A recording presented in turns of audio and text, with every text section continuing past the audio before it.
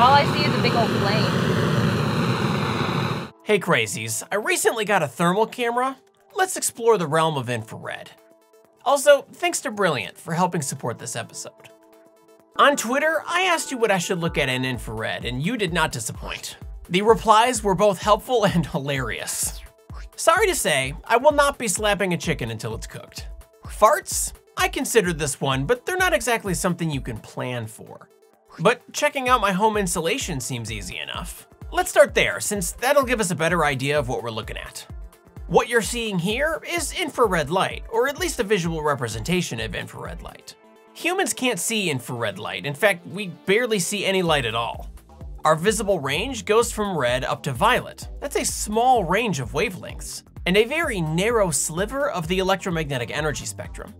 Infrared means below red, so infrared light is the range just below red on the spectrum.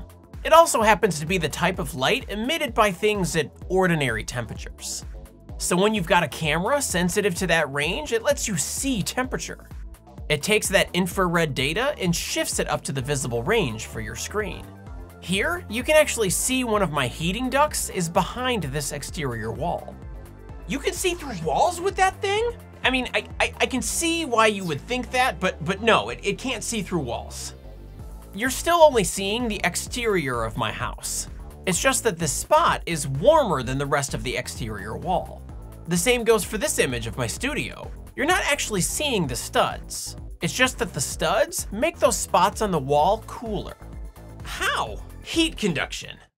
There are three ways thermal energy can move around: conduction, convection, and radiation. Radiation in this context just means light. That's how the thermal camera can see from a distance. It's also how the sun gives the Earth energy. The term radiation just means the stuff being radiated, the stuff being emitted outward. Not all radiation is bad for you. Convection is what happens when you cycle heat around in a fluid. Water boiling in a pot does it. A fancy oven can do it with fans. Technically, all ovens do it. It's kind of unavoidable when there's a fluid around. Convection ovens just do it better. It even happens with the plasma inside the sun. But that's not the type you're seeing in my exterior walls. That's conduction, which requires physical contact. You can see where my heating duct is because the duct is in contact with my exterior wall. You can see where the studs are in my studio because they physically connect the exterior wall to the interior wall. Notice that you can't see the studs when both sides of the wall are inside the house. You cannot see through walls with infrared light, you big creeper. Oddly though, you can't see through windows either.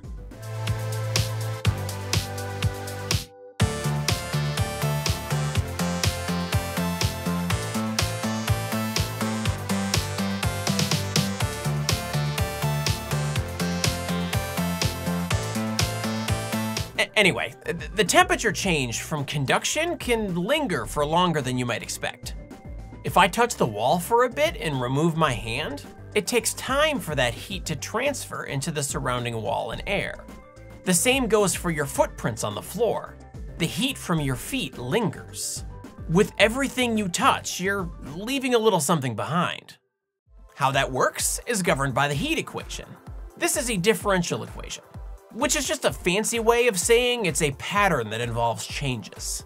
This one relates changes in temperature over time at a particular location to differences in temperature between nearby locations. The bigger the difference, the faster the change, and vice versa. It tells us how we'd expect the heat to move around inside of a solid body. But the specifics depend entirely on the initial conditions. Say we've got a uniformly heated rod. Since there's no temperature difference between any nearby locations, the heat equation tells us temperature can't change over time.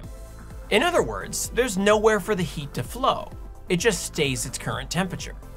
A more interesting scenario would be two uniform rods, one warmer and one cooler. If the rods are brought into contact, we'd like to know what happens.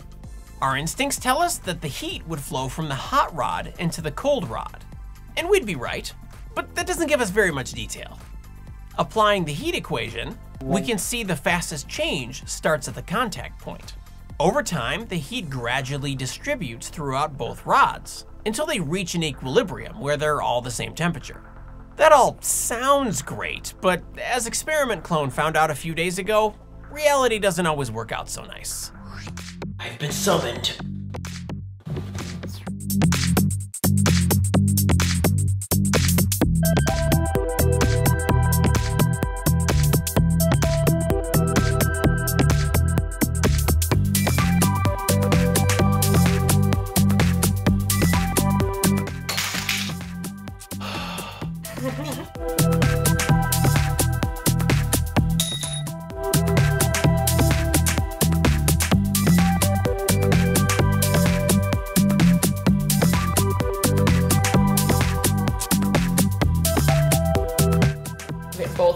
Both of them have given us the ghost.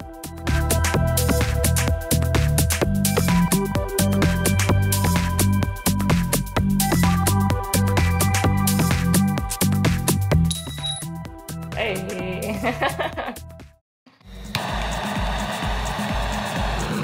All I see is a big old plane.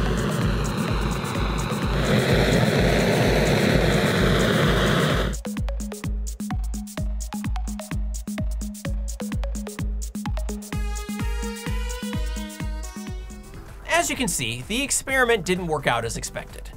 I mean, the propane flame was pretty wicked, but the cooler rod didn't actually heat up that much. It got a little warmer at the contact point, but that's about it. We're gonna try, but even if we can't fix this problem, we need to at least figure out why there's a problem. Because frankly, I hate it when I don't understand something. Our first thought was that maybe it'd be easier to see on a big metal plate instead.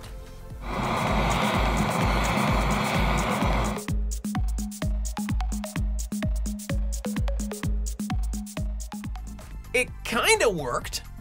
A large white spot formed as heat quickly spread through the metal plate. But that spot is pretty difficult to see when the rest of the plate is already bright yellow. That means the plate was already hot before we even started the experiment. Awkward M had the good idea to bring the plate indoors so we could cool it down first. Unfortunately, by then we were running out of propane, plus Experiment Clone and I were on the verge of a meltdown, so everybody decided we'd had enough. Why was the plate already hot? Because it was 85 degrees Fahrenheit outside. The environment is our problem. The experiment isn't isolated enough. In the experiment with the two rods, we can see the ground is already hot because it's been in the sun. The weirdest part? The clamp holding the cooler rod is hotter than that rod. Honestly, the black part of the clamp is like... Hotter than the rod? Yeah.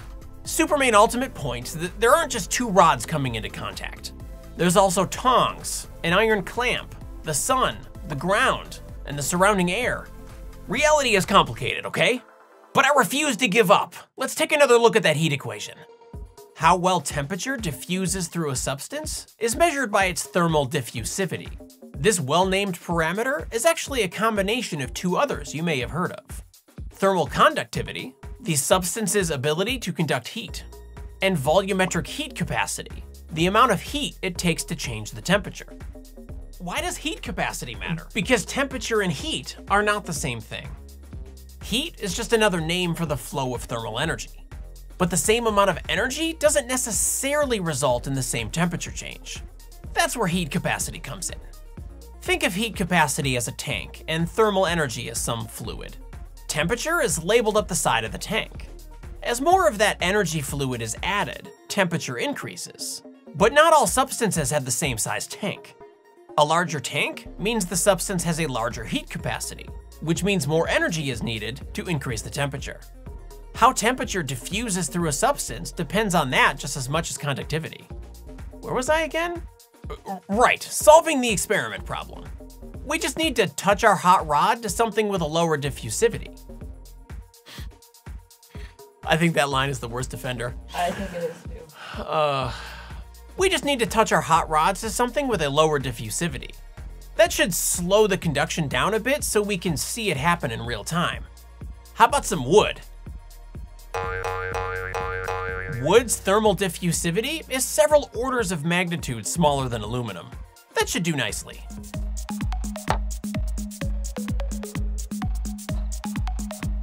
definitely hot in that spot though. That is a hot spot. The temperature of the wood has increased. If he had left the rod there longer, the environment still would have become an issue. It's kind of unavoidable. But the lower diffusivity of wood actually made this possible to see in the short term. It's amazing what you can do with some scientific thought. If you'd like some more experience with that, today's sponsor Brilliant can help. Brilliant is an interactive tool for learning STEM that lets you play with concepts in real time. Working with science yourself can really help make it stick in your memory. If you like this video, you might like their scientific thinking course, where they have exercises exploring heat flow, amongst other things. But maybe you're looking for something a little more advanced. They also have a course called Differential Equations 2, where there's a quiz on the heat equation, a major aspect of today's video. Brilliant allows you to learn something new at your own pace or on the go. To get started with a free trial, go to brilliant.org/scienceasylum or click on the link in the description below.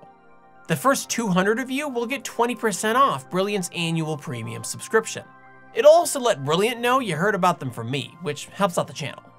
So, what would you look at with a thermal camera? I already have a few other ideas planned for this thing.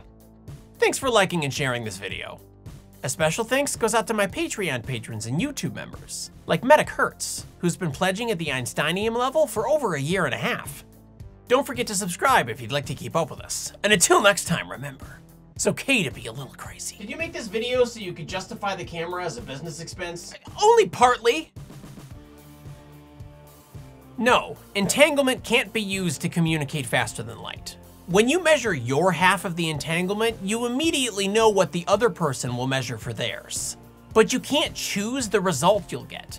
It's completely random, which means it can't be used to send messages. Anyway, thanks for watching.